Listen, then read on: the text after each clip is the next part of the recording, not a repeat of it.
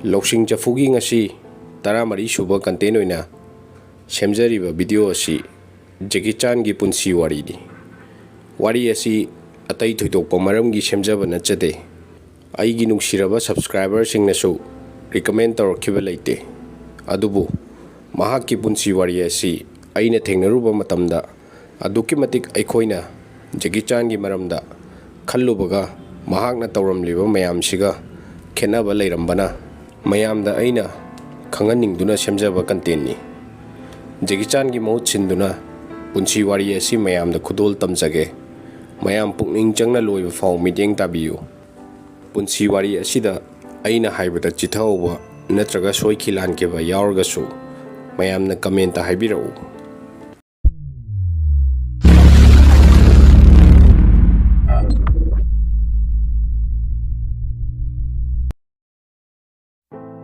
ai giming Chan Kong Sang kawi adubu makoi mayam nadi Jackie Chan haraga khangnei mi khara nadi yuin low natraga Big Brother haina su kaurakpa yawi ai martial artist khaktana tana actor director producer screenwriter stunt director action choreographer aduga singer amasuni ai gi thabak se yam dro mayam fare dudi mayam aigi punsi wari liba huzarage ai 7 April 1954 Hong Kong China da pokki Australia da ima amasung babaga punna lainaba chatpa tarami mafam duda American Embassy da babana head cook oina thabak tawrami aisu babana thong thakpa tawribadu yengbada yamna nungairami aduga thong thakpagi thabaksu yamna pamlammi mafam dugi primary school da aigi hanba exam thawda fail oirami maram asina ima babana aibu lairik ta soirakpa tare khanduna aigi pungfam lamdam Hong Kong da babana aibu thinbiraklammi aduga Hong Kong gi boarding oina leiba school amakhakta admission tawirami adubu aigi wakhal sida lairik tamningbagi wakhaldi ichang khide maru oina ai martial arts acrobatics aduga isai sakpasi yamna pamjarami aigi career su pamjariba lambi sida semjage khanki school adugi 7 little fortune hariba satra group sida aisu yarami group asi school adugi satra mayamdagi khwaidagi afaba satra group amakhakni aina chahi nipan surakpa dwaida The Love Etern hariba film amaga Come Drink With Me hariba film asiga anisida aina film gi lambida khong thangjanba haurakhi matung tarakpada aigi apambagi matungina martial arts ta black belt fawba yauba ngamki mathang oina karate judo amasung taekwondo su tamki yam sengna harabada ai lairik ta mai fajana onsinba ngamkide sana khonabagi lambi sida hena thawai yaukhibna maram oiraga imaga babaga di Australia da dum leirami adubu ai ithanta Hong Kong da leirami aina leiriba yum adwaida khana chainaba lut tawba mi sing marang kaina leirami imanaba kharadi drug yonba sijinaba faw yarami ai fawba chainaba yam yauki makhoi fabada adubu babada di aina wasakhi drug tagi ai lamna leini ai drug sijinaroi aduga Juar, casino, gambling, hariba singdagisu lapna leini ai suktau tawroi haina hairami hujiksu wasak sing asi ai ngakna chatli aina chahi taraga tare churakpada stuntman oina film da saruk yarami Enter the Dragon da ai yaunaba tanja ama phangki Bruce Lee ga punna thabak tawminani mahakpu nungtigi yam nakna uba fanglani khanbada hainingai leitana nungairami 1973 da aigi yan hanba main role loiba film amagi contract fangki adubu film adu flop chatlammi thabak makha tana leiraktabadagi ai adult film amada paisa tandabadi yadabanina saruk yarami adubu hariba film adudadi aina pamjaba fight scene amta yaramde ai karinungi yaurubano haiba khan khitungda 1976 da ai Diction College da admission tawshallaga construction gi thabak su part time oina surammi construction adu da thabak tawba je kauba ma yawi mahakki maming lauraga aingonda mayamna Little Jack haina kaurami matung tarakpada Jackie haina aingonda makhoi mayamna kauraklami masidagi ai chan kong sangdagi Jackie Chan on khirami construction gi thabak tawri ngaida nongma aingonda aigi mingda telegram amakak lakhi Willie Chan kauba miyoi asina aibu film amada yaunaba contract haibagi tharakpa chithi oiramki mamangda aina yauruba film singduda tawkhiba stan singdugi yenglaga makoina aibu pamlammi aikhoi pullaga film ama puthokle adubu film adu mai pakna pesa tan haibadudi oikhidre aigi stan singdu yenglaga thabak macha macha di film industry da dum phanglammi 1978 da Snake in the Eagle Shadow hairiba film asi namnabagi tawrammi director aduna aibu aigi ishagi creativity sizinaraga stan mawongsu ai isana khallaga aigi nungaijaba mawongda taw hairakhi aisho aina pamjaba thabaknina thawai tana tawki film adusu hit chalammi aigi hana hanba film hit chatkhiba hairagadi masini masidagi ai mayamna sak fajana khangbiba haurakhi aina sum khanbada kungfu amasung comedy pulaga tawkhibana ai mai pakhibani haina laurammi masigi matungda amu Drunken Master ga spiritual kungfu hairiba film anisi mathang mai pakna puthokpada mayamna yamna pamnaba haibatu oiki 1981 dagidi Hollywood ta khongdaba mu haurakhi adubu Hollywood tadi matam swaida aigi film mathang flop chatkhi masidagi ai Hong Kong cinema da khaktang maru oina namlage Hollywood tagi lapthok lage khanki ai Hong Kong da amu halakhi Hong Kong gi miyamna aibu aduki matik nungsiba utpiki The Young Master hairiba film asina leiramliba film khudingmakki record thugaiduna mai pakpa haibadu amuk oirakhi Bruce Lee gi film fawwa aigi The Young Master hairiba film asina record thugaikhi China gi oina khwaidagi thak wangba actor natana star amasu oirakhi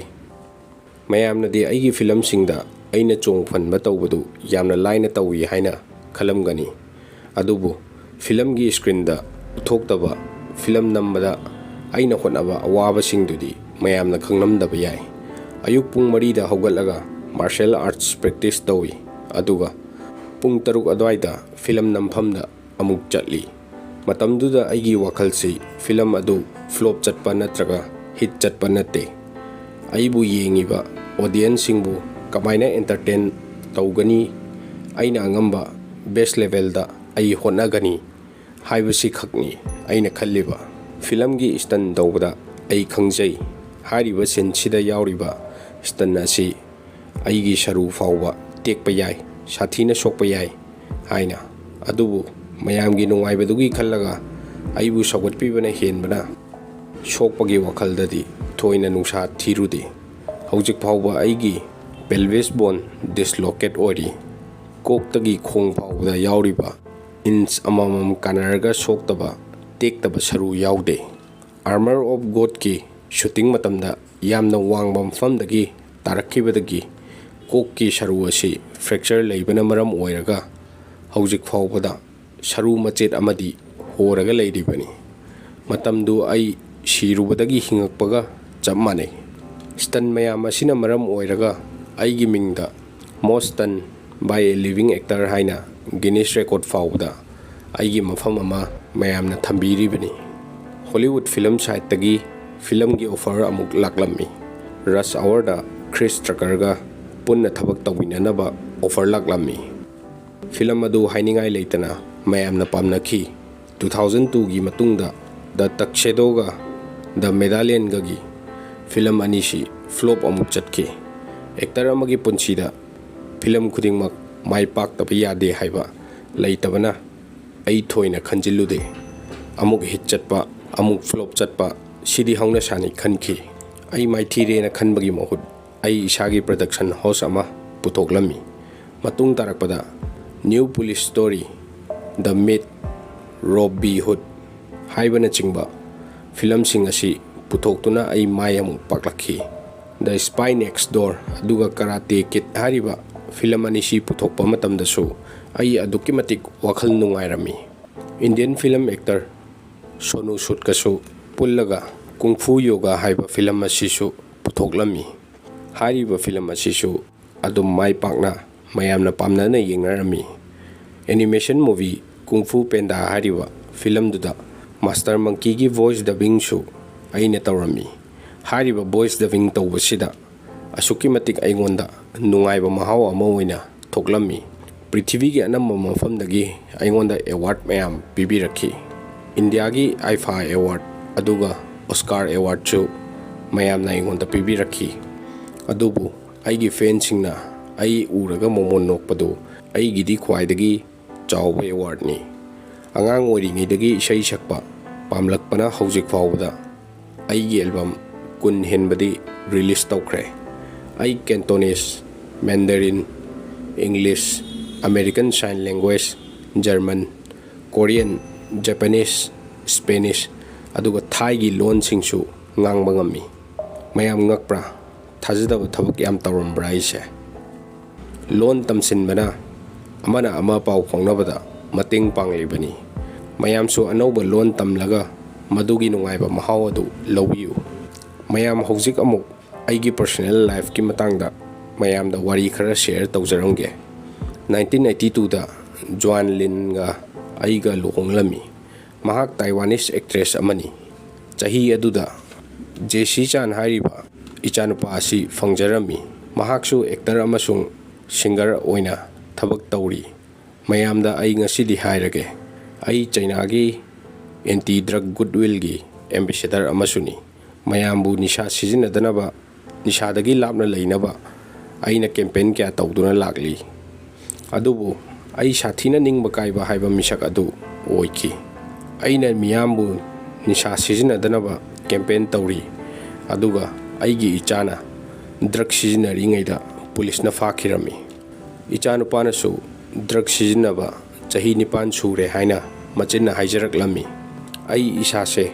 ikaiba nungaitaba sauningba pulap yanaraga tawfong khangkiramde matamduda aigi chamangna adumaina tawrongbani haiba ai sukan khallude adubu aigi ming sizinaraga natraga aigi leijaba khangna chanaba singi mating lauraga mahakpo police tagi lauthokke haibgi wakhaldudi aingonda khankhide Jessie tha taru jail da leiba tarami punsida ai kanamta da kok nona lale haijarakidabado ichanupa Jessie gi haktakta ai mayamda lale haijarami ai kari tawruni sinatana Jessie na aingonda promise tawrakhi matungda di drug sizinararoi haina 2011 da aina mayamda lauthokki ai shiraba matungda aigi leiriba senthum pumba charity da pigani haina ichanupa Jessie na matik charadi masana dum tanjasanu haina ai lauthokki 1999 da Miss Asia amaga aiga mari leinakhi matamduda nupi adu pregnant oirami adubu nupi duna angang adu mathantana dum yokcharage haina hairakhi aina mahaka mari leinaruba adu aigi khwaidagi aranba khongthangni ai khanglakhi aishu isana yajarami iraladu aishu mi ama oina poklabanina asoi aranba haibasi yaurakpa tabani khanki adubu khetnaribadi icham chamba mi amana soibadi mi khara khaktani mahak soire khangdorisi aduga celebrity amana soibadi prithvi sida leiba mipum khudingmakna mahak soikrabani haibasi khangdoribani fare warisi atopada muksasi ai UNICEF ki goodwill ambassador su oiribani ai sha singbu tathi tawoina tawdanaba campaign tawribani disaster relief ki oina su ai mayam gi mateng angamba tawri Jackie Chan Stuntman Association hariba association asida stuntman oina leiriba singna sokpa panba tawbatasu aina medical coverage achangba pumba aina puthokli ꯑꯩ ꯏꯁꯥ ꯂꯥꯏꯔꯤꯛ ꯅꯤꯡꯊꯤꯅ ꯇꯝꯂꯛꯇꯕꯅꯤꯅ ꯍꯧꯔꯛꯂꯤꯕ ꯇꯨꯡꯒꯤ ꯑꯉꯥꯡꯁꯤꯡꯗꯤ ꯂꯥꯏꯔꯤꯛ ꯅꯤꯡꯊꯤꯅ ꯍꯩꯍꯟꯅꯤꯡꯉꯤ꯫ ꯑꯗꯨꯅ ꯂꯥꯏꯔꯕ ꯏꯃꯨꯡꯒꯤ ꯑꯉꯥꯡꯁꯤꯡꯒꯤ ꯑꯣꯏꯅ ꯁ꯭ꯀꯨꯜ ꯑꯃꯁꯨ ꯑꯩꯅ ꯍꯥꯡꯗꯣꯛꯄꯤꯔꯝꯃꯤ꯫ ꯖꯦꯀꯤ ꯆꯥꯟ ꯁꯥꯏꯟꯁ ꯁꯦꯟꯇꯔ ꯑꯁꯤꯗ ꯔꯤꯁꯔꯁ ꯋꯥꯔꯛ ꯑꯅꯝꯕ ꯃꯔꯨ ꯑꯣꯏꯅ ꯇꯧꯍꯜꯂꯝꯃꯤ꯫ ꯑꯩ ꯒꯚꯔꯟꯃꯦꯟꯠ ꯑꯣꯐ ꯍꯣꯡ ꯀꯣꯡꯒꯤ ꯁ꯭ꯄꯣꯛꯁꯄꯔꯁꯟ ꯑꯃꯁꯨ ꯑꯣꯏꯔꯤꯕꯅꯤ꯫ ꯃꯌꯥꯝꯕꯨ ꯂꯨꯅ ꯅꯥꯟꯅ ꯂꯩꯅꯕ ꯑꯩꯅ ꯇꯠꯇꯅ ꯑꯄꯤꯜ ꯇꯧꯔꯤꯕꯅꯤ꯫ ꯑꯩꯒꯤ ꯂꯥꯛꯂꯤꯕ ꯄꯩꯁꯥꯁꯤꯡ ꯑꯌꯥꯝꯕ ꯑꯩ ꯆꯦꯔꯤꯇꯤꯗ ꯄꯤꯊꯣꯛꯏ꯫ ꯑꯩ ꯋꯥꯈꯜꯗ ꯑꯩꯈꯣꯏ ꯃꯁꯦꯜ ꯑꯃꯅ ꯑꯃ ꯃꯇꯦꯡ ꯄꯥꯡꯅꯕ ꯃꯊꯧ ꯇꯥꯏ꯫ ꯑꯩꯒꯤ ꯑꯣꯏꯕ ꯃꯔꯥꯡ ꯀꯥꯏꯅ ꯋꯥꯠꯇ ꯄꯥꯗꯅ ꯂꯩꯕ ꯇꯥꯔꯒꯗꯤ ꯂꯩꯖꯗꯕ ꯃꯤ ꯑꯃꯗꯁꯨ ꯃꯇꯦꯡ ꯄꯥꯡꯕꯤꯕ ꯌꯥꯏ ꯈꯜꯂꯤ꯫ ꯂꯝꯕꯤ ꯑꯁꯤ ꯈꯛꯇꯅ ꯑꯩꯈꯣꯏ ꯃꯁꯦꯜ ꯃꯔꯛꯇ ꯁꯥꯟꯇꯤ ꯂꯥꯛꯀꯅꯤ ꯈꯜꯂꯤ꯫ ꯑꯩꯒꯤ ꯑꯄꯥꯝꯕꯗꯤ ꯑꯩ ꯂꯩꯈꯤꯗ꯭ꯔꯕꯁꯨ ꯃꯌꯥꯝꯅ ꯑꯩꯕꯨ ꯂꯣꯏꯅꯕ ꯅꯨꯡꯉꯥꯏꯕ, ꯐꯥꯒꯤ ꯖꯨꯒꯥꯏ ꯇꯧꯕ ꯖꯦꯀꯤ ꯆꯥꯟꯅꯤ ꯍꯥꯏꯅ ꯃꯌꯥꯝꯅ ꯅꯤꯡꯁꯤꯡꯕꯤꯌꯨ ꯍꯥꯏꯕꯁꯤꯅꯤ꯫ ꯄꯨꯟꯁꯤꯒꯤ ꯑꯣꯏꯕ ꯄꯔꯥ ꯑꯃ ꯑꯩꯒꯤ ꯃꯥꯏꯀꯩꯗꯒꯤ ꯃꯌꯥꯝꯗ ꯈꯨꯗꯣꯜ ꯇꯧ ꯍꯥꯏꯔꯒꯗꯤ never give up and go for your dreams ꯍꯥꯏꯕꯁꯤꯃꯇꯪ ꯃꯌꯥꯝꯅ ꯖꯦꯀꯤ ꯆꯥꯟ ꯑꯩꯉꯣꯟꯗꯒꯤ ꯃꯌꯥꯝꯒꯤ ꯈꯨꯗꯣꯜꯅꯤ ꯈꯟꯕꯤꯌꯨ꯫ ꯃꯌꯥꯝ ꯖꯦꯀꯤ ꯆꯥꯟꯒꯤ ꯃꯍꯨꯠ ꯁꯤꯜꯂꯒ ꯑꯩꯅ ꯃꯍꯥꯛꯀꯤ ꯄꯨꯟꯁꯤ ꯋꯥꯔꯤ ꯂꯤꯕꯁꯤ ꯅꯨꯡꯉꯥꯏꯔꯒꯗꯤ ꯂꯥꯏꯛ, ꯁꯤꯌꯔ, ꯀꯃꯦꯟꯠ ꯇꯧꯕꯤꯗꯨꯅ ꯆꯦꯅꯦꯜ ꯑꯁꯤ ꯁꯄꯣꯔꯠ ꯇꯧꯕꯤꯌꯨ ꯍꯥꯏꯖꯔꯤ꯫ ꯁꯕꯁꯀ꯭ꯔꯥꯏꯕ ꯇꯧꯗꯕ ꯅꯨꯡꯁꯤꯔꯕ ꯚꯤꯌꯨꯋꯔꯁꯤꯡ, ꯁꯕꯁꯀ꯭ꯔꯥꯏꯕ ꯇꯧꯁꯤꯟꯕꯤꯌꯨ꯫ ꯃꯊꯪꯒꯤ ꯅꯨꯡꯉꯥꯏꯕ ꯀꯟꯇꯦꯟꯠꯗ ꯑꯃꯨꯛ ꯃꯌꯥꯝꯒ ꯄꯨꯟꯅ ꯊꯦꯡꯅꯔꯁꯤ꯫